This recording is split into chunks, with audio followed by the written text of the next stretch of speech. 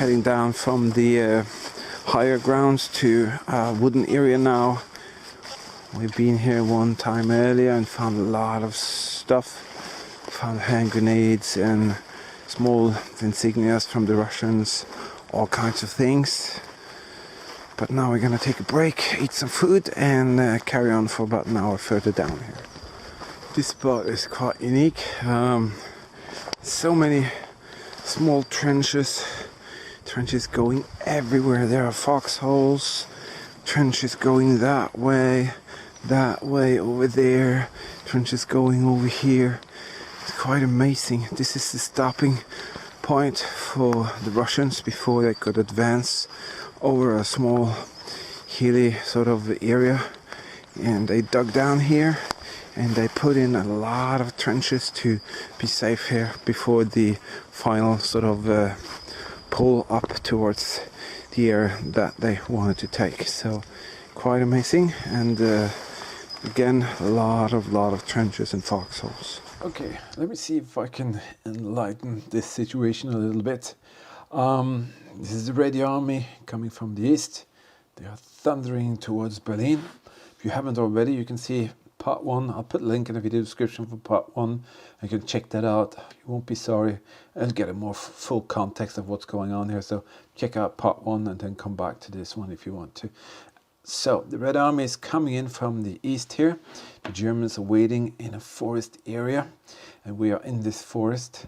And in the forest there are tons of trenches, and in the trenches there will be one guy, and suddenly there will be a dugout. That could be a MG position, or it could even be a mortar position. And then there would be trenches going a little bit back. Very often they would be for mortars, things like these. Also Panzerfaust crews would be here. Even the Hitlerjugend and the reserve troops would be here in this forest. And further back there would be large ammunition dugouts and communication areas. So what we are actually doing, we are in all of this.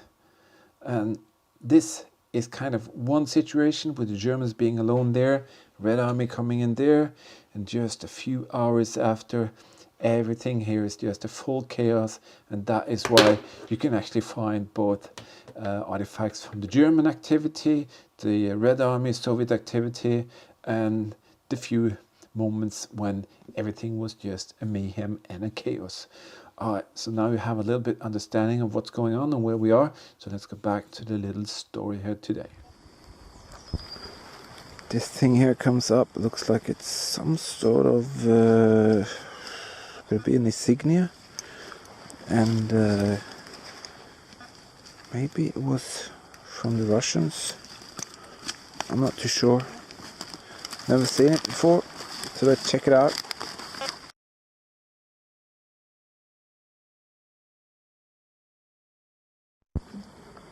Big hole here, and look at the mess. You could think that there's another digger here, but there's not. That is the wild pigs, the boars, and they're very dangerous. We come across some of them earlier and we just leave because they have a temper and we don't want to mess with them. That's a tip from a small caliber machine cannon, whatever. I'm not sure whether it's Russian or what it is. Scary. So we basically, small things like that, we just bury down again. If they're bigger things, we report them, but this one I'm just gonna put back there. Down here it's not easy to see, but it's a very large mortar. You can actually see the fins there in the back. That is the fin, so it's laying like that. Just wanted to show you, it's a big one, probably an 8 or 12 centimeter. Not gonna get that. We're going to cover it up again and mark the spot, and let the authorities take care of that one. My daughter just found something which is really interesting. Might look like nothing, but it's a bell for a bike. But there's a reason for that. You know, people actually took the bike, Volkssturm and the reserves.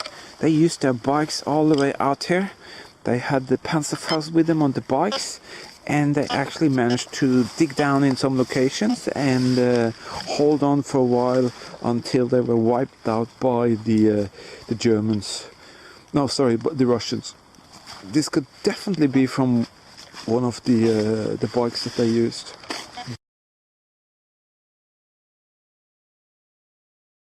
Very, very cool. Here we go again, on top of a ridge or a small foxhole. Something that's quite special to find, at least for me. That looks like a Wehrmacht belt buckle. Yes, it is. Absolutely, yes, it is.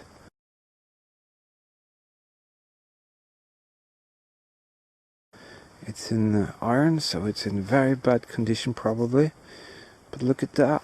That is the Wehrmacht belt buckle.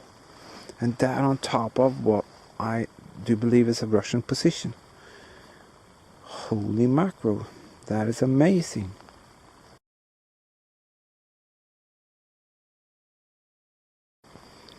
Let's see if we can clean this belt buckle and maybe we can find some details on it down there. Wow.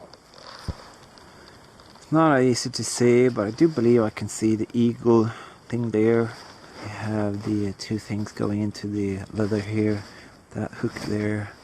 I can see the bird, the eagle on it. So very, very special.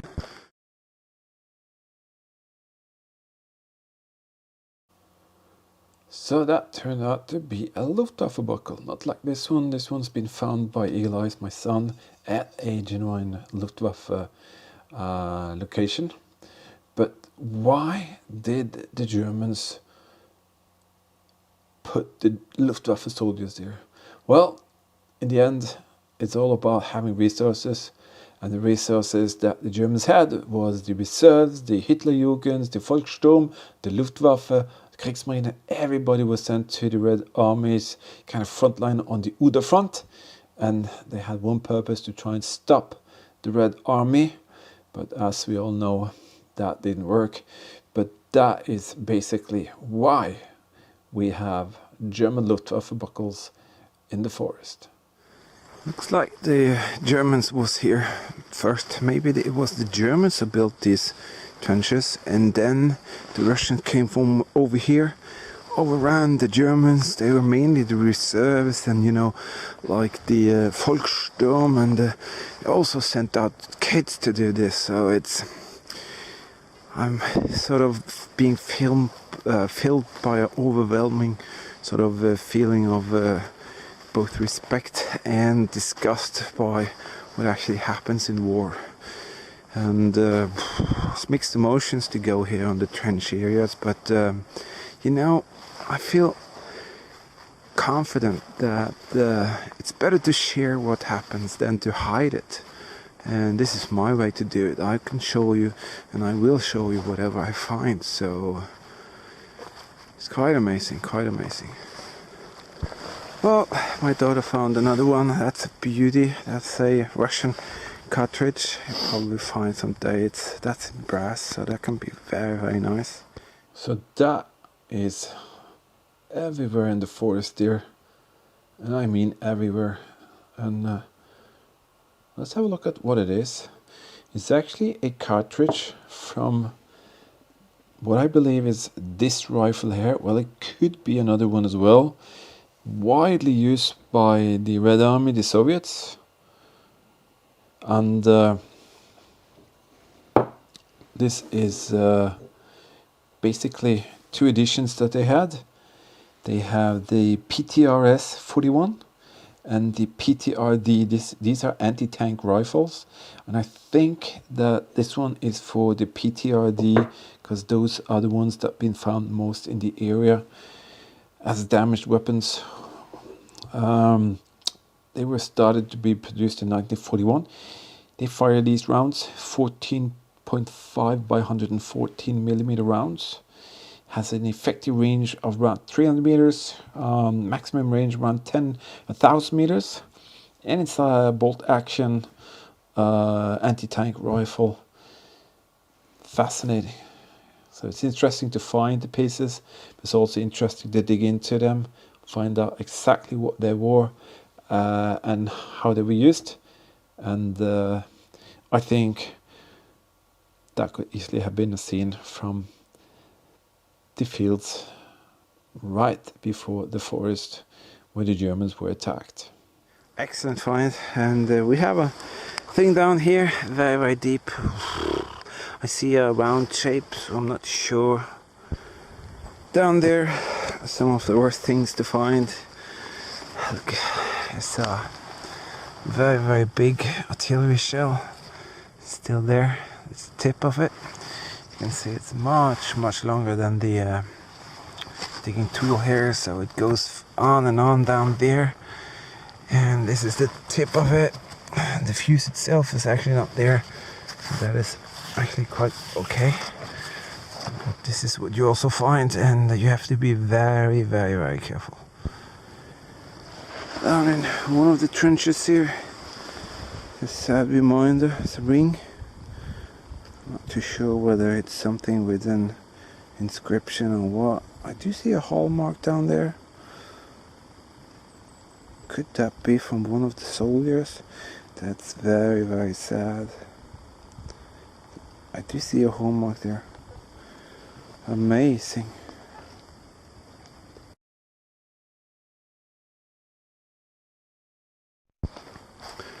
Wow, wow, wow, that was quite a small trip. Finding that many cool items from the Second World War. Really appreciate that. Looks like a machine gun. Very, very nice cartridges from the Russian army. Belt buckle. Ooh, what you gonna say? It's been fantastic. And we're definitely gonna look some more here later on. Yes, we are definitely gonna show you more from this position or location, because it's very unique, very special, and it's got tons of things in the ground still, and we want to share that with you. These German soldiers, they didn't stand a chance. They were just a few thousands. The Red Army were millions, and we all know the outcome of those few days, almost just hours. But that's our mission, to share with you, to let you know what happened so you can learn from it. And in that way we can create a better future for everybody. If you like what you see, please give us a like, a thumbs up, a comment, and subscribe, hit the notification bell, and we will definitely meet you out there in the next one. So I'll put a link in the video description when I release part 3 of this, and I think you're going to enjoy that. In the meantime, stay safe, keep smiling, and see you later.